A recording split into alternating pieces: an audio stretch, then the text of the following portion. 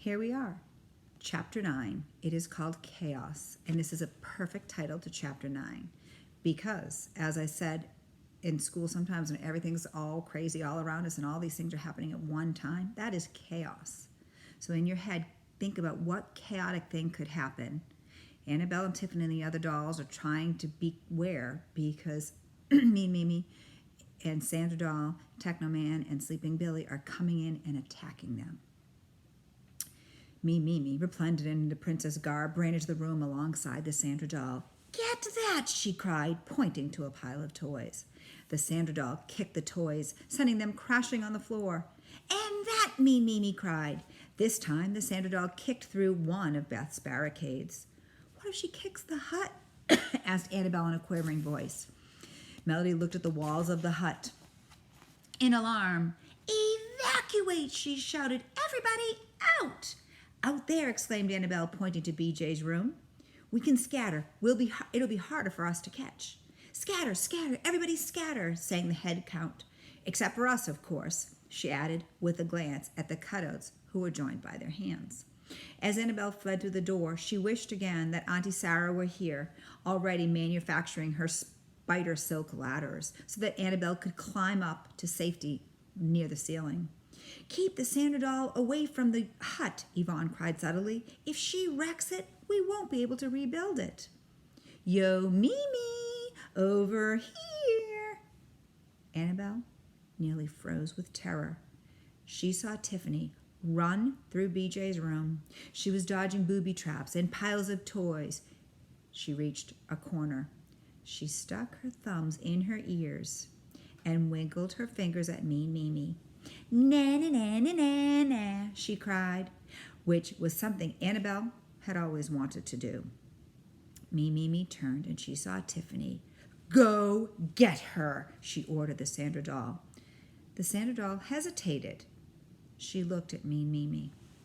And here's a picture of all the dolls in the room and all the stuff all around, and then them scattering in different directions to get away. And look at, you can see the picture of the top. This is a Sandra Doll's head. And then you can see Mimi right there, pointing and telling her where to go. "Oh, all right," said Mimi, sounding annoyed. She grabbed a large blanket that had been lying nearby and she heaved it toward the Sandra Doll. The Sandra Doll, big but clumsy as a toddler, tried to catch the blanket, missed it, lurched forward a few steps, then bent down to pick it up. She draped it around her neck and stuck her thumb in her mouth. Then she lumbered across the room in the direction of Tiffany. So if you notice something right there, very important, really happened. How did Mimi get Sandra Doll to move? She had to give her her blanket. Mimi turned her attention to Sleeping Billy, who was sitting on the floor amid toys. He was picking them up, dropping them, patting them, putting them in his mouth. "On your feet, you big baby," she ordered. She grabbed his hand and she tugged at him. "You're supposed to be helping us," said Mimi, puffing. "Catch somebody, break something, get going." Sleeping Billy tottered after the Sandra Doll. Annabelle looked around BJ's room, just thinking that the attack wasn't as bad as she thought it would be. Certainly it was not moving along very quickly when she heard a great clinking and clanking from the hallway and turned around to see two things happen at once. First, a barrage of metal cars and trucks began sailing off the end of the racetrack, soaring through the room. And then, with the missiles still flying, a man dressed in a suit that appeared to be composed of gadgets, an important-looking helmet on his head, strode grimly through the doorway. He was carrying what Annabelle looked like a laser stick in one hand. Nearly as frightening were the blinking lights on his helmet. Annabelle couldn't help herself. She let out a loud scream, and for a few seconds, everyone in BJ's room stopped what he or she was doing.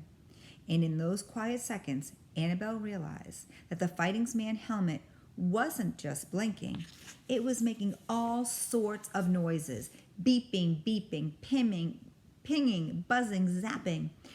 Annabelle hid her eyes and suddenly, chaos. Annabelle opened her eyes to see the missiles began to land in the room. They knocked toys off of BJ's shelves. They smashed into the drawings tacked onto the wall. One ripped in the corner of a baseball poster. Another put a nick in the headboard of the bed. One slammed into Yvonne and knocked her off her feet. One popped off the top of the lizard's cage. That's a big problem. And one soared right towards Tiffany.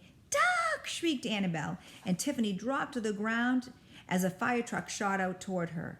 Moments later, a Jeep landed in the middle of the room and skidded into Mean Mimi, causing her to fall backward and land on her bottom. Annabelle would have laughed if she had not been so frightened. "Come, come, everyone come," Annabelle heard the cutout singing. "Oh, shut up," said Mean Mimi. "Jealous. She's always jealous, jealous," they replied.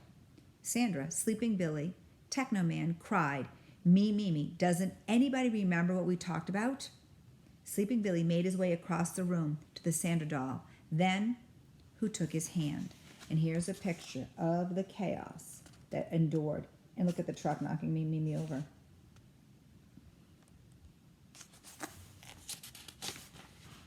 "That's right, teamwork," said Mimi.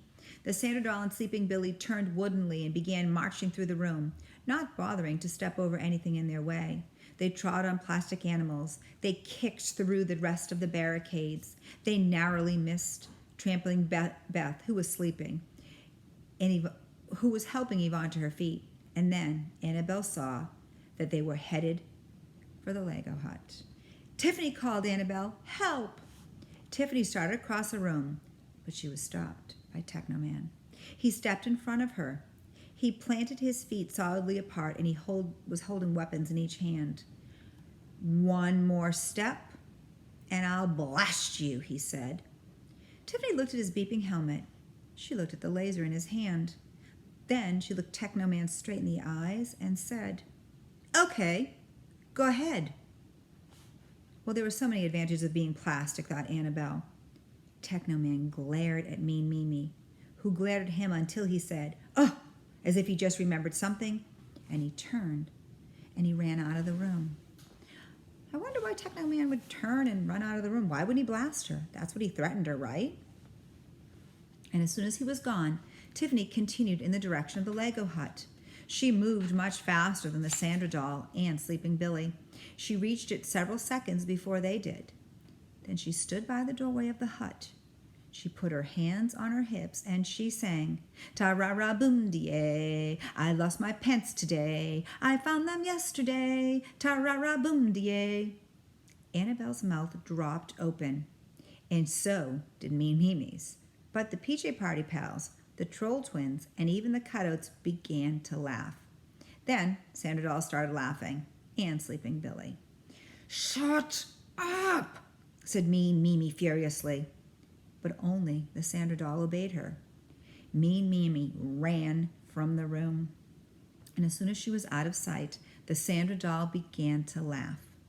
But all the laughter stopped abruptly when they heard another commotion in the hallway outside of BJ's room.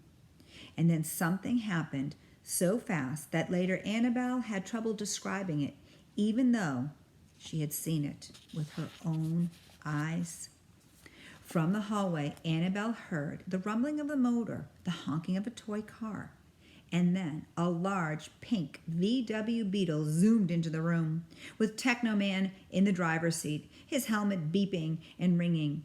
And behind the car, Mean Mimi was holding this complicated-looking box, with which Annabelle realized she was controlling the car. So that's a remote-controlled car. So you can have a control in your hand and you can make it move, you can make it forward, you can make it go faster, you can make it go backwards, all these different things. The car bumped over everything in its path. It crunched over toys and markers and papers. It knocked Sleeping Billy to the ground, and he fell asleep in an instant. And just then, when Annabelle was sure Mean Mimi was going to crash the car into the hut, Techno Man leaped out of the driver's seat and snatched up Penny. "Gotcha!" he cried. "Help! Help!" cried Penny.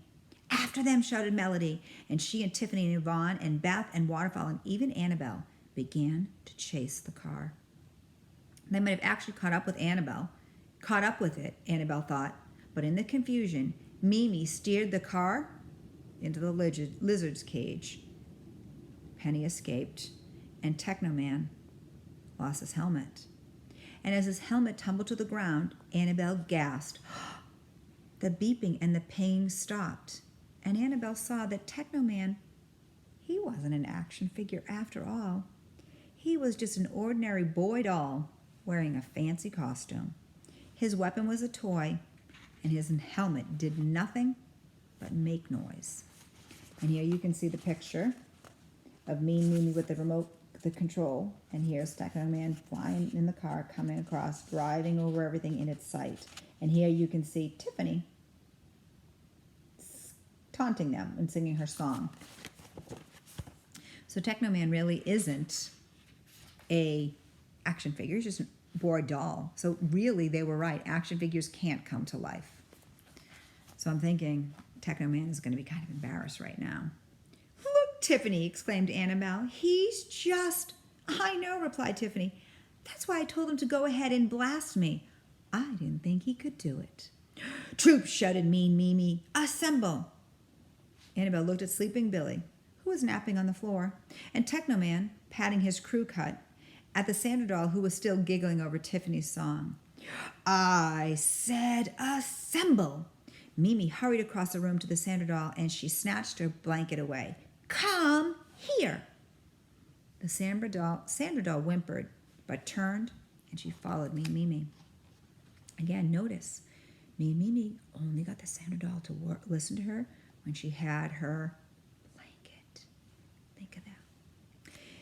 Annabelle's eyes were large. Suddenly, she whispered something to Tiffany, who repeated it to Penny, Yvonne, and Beth. And in a flash, Tiffany and the PJ Party pals had ambushed Mean Mimi, and they stole Sandra doll's blanket. Now, you try to tell her what to do, Melanie told Mean Mimi.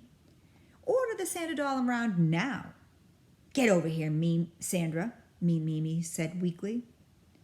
But the Sandra doll just stared at her blanket longingly, which the PJ Party pals were holding. She wants her blankie, Annabelle said, surprising herself. She won't do anything for you unless you have her blankie. Will she, Mimi? You can't control her. Oh, no, you can't. Oh, no, you can't. Oh, no, you can't, chorused the cutouts. All you have to do, Annabelle said to the PJ Party pals, the troll twins and the cutouts, is let the Sandra doll have her blankie and be nice to her, and she'll listen to you. Well, well, well, Technoman, Mean Mimi began to sputter. You can't control him either, said Annabelle. You never could. Technoman likes to show off, but he's really not an action figure, so nobody has any reason to be afraid of him. Get back here, Technoman, Mean Mimi shouted. But Technoman was slinking through the doorway into the hallway. He gave a small wave over his shoulder, and he disappeared. Sleeping Billy will do whatever I tell him, said Mean Mimi. Everyone looked across the room, where Sleeping Billy was laying in a bed of toys. The Sandra doll was sitting next to him, trying to cover him with her blankets. I have a feeling, said Annabelle, that Sleeping Billy just wants to be with the Sandra doll. Nice army, said Waterfall to Mimi. Mean Mimi began to flounce out of the room. She was only halfway across it when Yvonne shrieked, Oh, no! And the cutouts sang, Beware of the lizard. That was when Annabelle saw BJ's lizard slither over the top of his cage and disappear into the chaos of the room. Screaming and hollering, Annabelle and Tiffany and their friends ran for the Lego hut, and Mimi fled into the hallway, leaving the Sandra doll and Sleeping Billy behind. Annabelle watched the Sandra doll tug at Sleeping Billy and help him out of the room. All was quiet at last, except for the sound of many crickets chirping. So now we've learned that Mimi really doesn't have an army to help her. She's now all by herself. What is she going to do now? And now this lizard escapes. How are they going to catch this big lizard? On the problem meter, that's a big problem. They got a mess to clean up in that room. And they have a lizard escape. And it's got to be late on Saturday night. And BJ and his family are going to return tomorrow on Sunday, so they have a lot to do. Chapter 10 will come up next.